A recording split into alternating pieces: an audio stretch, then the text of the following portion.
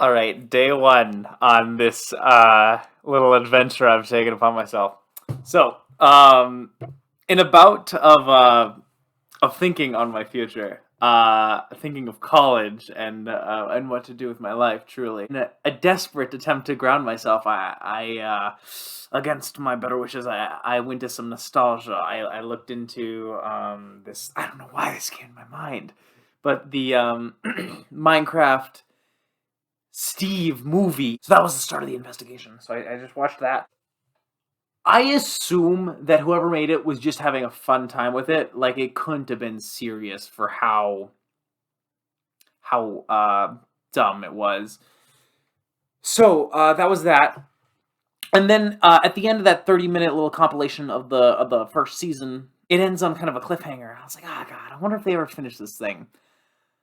And the answer to that is complicated, and that's where we are today. So it appears that they had a fundraiser, or not a fundraiser, not a Patreon, a GoFundMe, to get the second season up and running. Then they stop. And they started a new series before then. And they have a ton of Minecraft music videos. And I get that Minecraft as a whole died, so I get that they're not, like, coming back. But I want to know how they died. Minecraft Steve's Adventures, or Minecraft Movie, depending on how you read the title, is a masterclass in simple tone. After the production credits roll, the simple melancholic piano overlays over Steve's home. His mundane night routine is contrasted by the invasive overture of screeching violins as Sam is chased by monsters. We see Sam being out of his element with a fall during the chase and Steve's unconnectedness due to his dull demeanor. A creeper explosion then thrusts the two unrelated characters into each other's lives. This intro, with all its faults, gives a great understanding of what's to come. Steve's Adventures is hilarious because its atmosphere is so palpable, but the subject matter is so terrible. Take the first verbal expression of the series. Sam jumps over a 2-block river and yells. This yell is so cheesy and fake, it is impossible that whoever produced this content wanted it any other way. Then Sam is blown up by a creeper. Instead of dying, he is sent flying into a splat against Steve's window. These two acts by Sam show the series will be using Minecraft's aesthetics rather than actually show an in-game narrative. This feeling of a fairy tale revamped for the modern age is what I loved about the original series. Sam says, "Amongst the people, there are rumors it's the awakening of the Ender Dragon," and Steve refutes this, saying the Ender Dragon was killed. And this sense of world, the scale of it all feels so impactful. The deliveries, while awful, give such an emotional impact. Understanding the game Minecraft itself makes the terrifying reality of monsters walking unimpeded during the day all the more real. So ends day two of my investigation. Didn't do a lot today. Just sent out the little inquisitory emails to the voice actors. Yeah, I'd be shocked if they still use their emails almost 10 years on, but who knows, they might. If they respond, great. That'll be a great leg up in the investigation. Hell, that'll be half the work there, because they could establish a timeline. I gotta learn how to use the Wayback Machine so I can investigate the last of my leads. That's kind of my goal for tomorrow. The Wayback Machine is a great resource for investigating down sites. It can reload links to saved versions available on its database. With it, I can investigate their no longer existing Patreon. The first result is great, being that I can actually see beyond the page not found. What is horrifying is how low the patron number is. I assumed the counter is off, because how could 750,000 subscribers only translate to a handful of patrons? But then I went to Element Animation's Patreon, they are similar Minecraft animators, and they pull in less than 150 patrons despite having a channel with over 7 million subscribers. What I gather is that this channel was surviving off of pennies. According to CGP Gray's video, this video will make $9,629.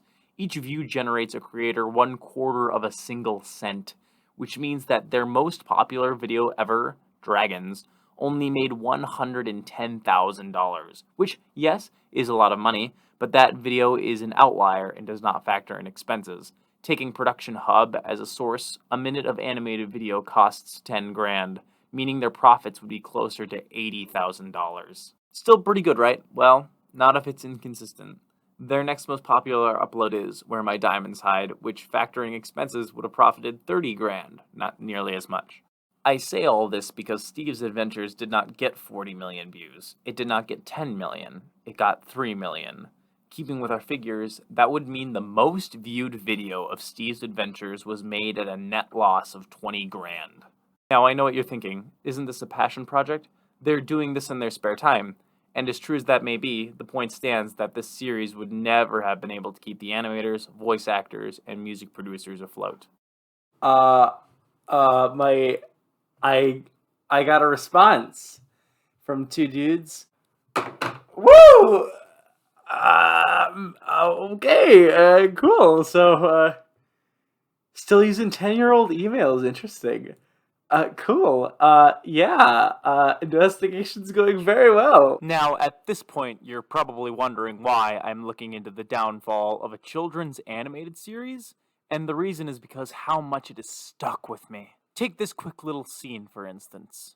Sam prays before going into battle. He says it's part of his heritage, but he lives amongst villagers. Steve asks how to pray and does not get a response, so instead he just calls out to Notch. It establishes a great level of understanding. Again, with the mention of a nation versus his small village, Sam alludes to a larger world that I oh so desperately want to see. But right alongside this moment is Sam being awoken in a minecart from a sudden stop. Then an epic fight scene with heart-pounding music, then a brutal crunch as a slow-motion explosion throws the characters for a loop. To then getting a Wild West duel just shows the amount of fun the creators were having with this project. They woke up every day with a new scene in their minds and a great way to express emotion, but never cared about the wider arc. Because why would they? This is a series about two blocky men who look so alike the animators had to give them different armor to differentiate them. This doesn't need to be Breaking Bad, it can just be fun. I'm literally an idiot. The interview I scheduled with the dude who agreed to do the interview is actually tomorrow, not tonight. So here I was, sitting there, thinking, oh jeez, he's not coming, I'm such a big dummy, stupid head, and... Yeah, I am, but for different reasons. But finally, it all comes to this. With the interviews lined up, all I had to do was get ready and wait. Cool. Very fun, very exciting. Paul, thank you so much.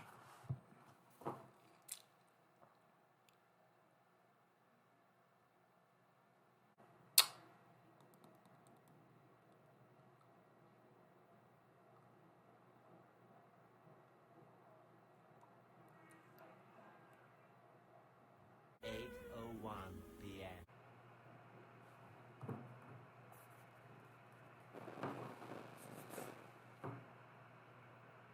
20 minutes later.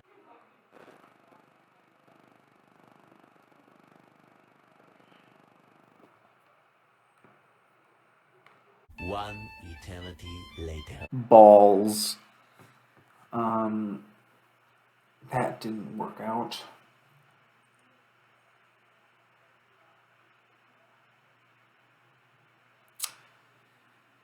Just kind of felt like a waste of my time. He could still get back to me tomorrow. It strikes me that we've only conversed during the weekdays thus far, so maybe he can only talk during the weekdays, in which case I will work around that. Yeah. I'm out of leads if these guys don't get back to me. And so I waited and waited. The voice actor never appeared, and thus I never got my interview. My leads all end in dead ends, and the hope for a better resolution to my questions never bears. Instead, all I can think about is the death of it all. Minecraft died, animation is dead. Sure, Minecraft is still relevant, and Arcane proved that animation still has an audience, but who has really stuck around all these years? High-quality animation takes time, but algorithms favor output. Mineworks tried to resurrect the series, albeit failing at capturing what made the first season magical. But even that failed. The first episodes that were produced flopped out of the gate. The art style got a complete overhaul, and the humor took a turn for the worse. It's just not the same, and all I can wonder is if I would have enjoyed it if I was younger when it came out. That world that I oh so desperately wanted to see, that wonder that was alluded to, it was given! An epic battle takes place in a giant city with high stakes and good voice acting. But it doesn't feel impactful. A new character is introduced, but is only hinted to be important. When the flashback cuts back to the characters, they react to Forrester's manic breakdown as he gives this weird foreshadowing rant that just does not excite me at all for what's to come. Don't tell me what's going to happen. Show me it! The first season had a lot of problems, but it never retread ground. Constantly moving from problem to problem, the first season was relentless. So many revelations and twists kept the otherwise poor quality really engaging, but the second wants to recap what we already know. Is it cool to see Sam's perspective of his home instead of Steve's reimagining? Yes, but we already knew a battle had taken place, and seeing the actual scale of it changed nothing. Similarly, Forrester's mystical rant introduces nothing. Maybe it would have become a recurring thing of him being clairvoyant, but what we learned from his prophecy was obvious from the first episode. Steve and Sam are going to fight in an epic battle to stop the monsters from walking during the day. It's like the producers themselves were afraid to move on and instead went back to their past instead of moving forward. Yo. They've given me enough to work with in terms of like looking into Mineworks' music things as like my next step, if you will. Not a lot could be found about their music besides the creator of it. One breakthrough I did have was the new Mineworks channel. Video Tales is produced by the same Artyom Uzmanov that made Mineworks, and is essentially the same as Mineworks' new content, except it uses the aesthetics of Roblox instead of Minecraft.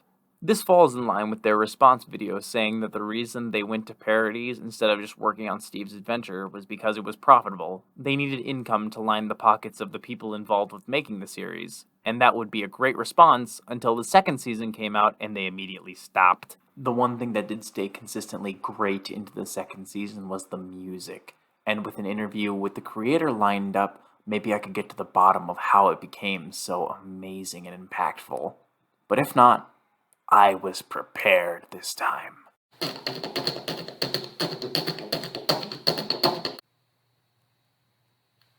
just kind of fucking around with my friends right now. Playing some Among Us. Yeah, fuck it. I'm gonna do some work.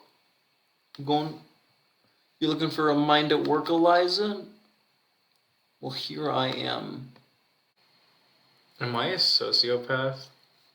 Why am I like practicing my movements? Not a good day. What did I even do after this? I don't remember. After this, I'm gonna watch a movie. Howl's Castle. I hope it's good. I should probably be reading as well. The app I'm reading is Libby. I get The Economist on there. It's a little annoying because you need internet connection, but like, it's solid, you know? The investigation's continuing. There's no ill will against anybody who hasn't participated in this interview thing. I'm just making this because I'm afraid to move on with my life, and I thought getting to the bottom of why something in my childhood came to a close would be a fun little distraction before I move on with my life. So, you know, it's upsetting that stuff isn't working out, but maybe that's what life's gonna be. It's depressing, but the truth. Going through the comments on their April Fool's update, people are desperately awaiting the revival of the series, despite the obvious disinterest in the upload. To wrap up the investigation, I would be remiss not to mention this terrifying clip they posted at the end of their last vlog. That's for now. You can read more about this app in the description.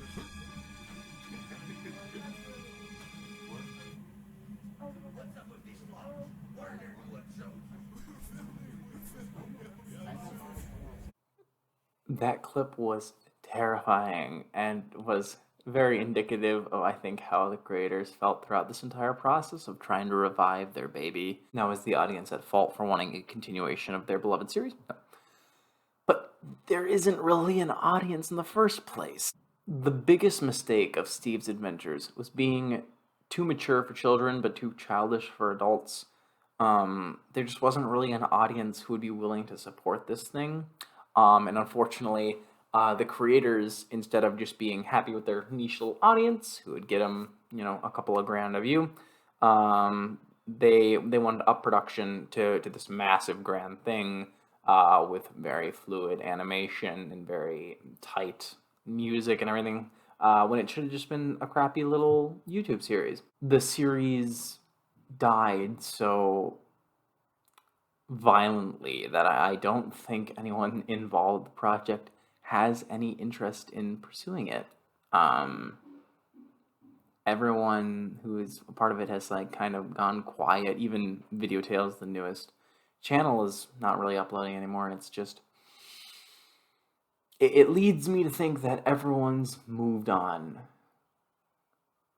and that I should too.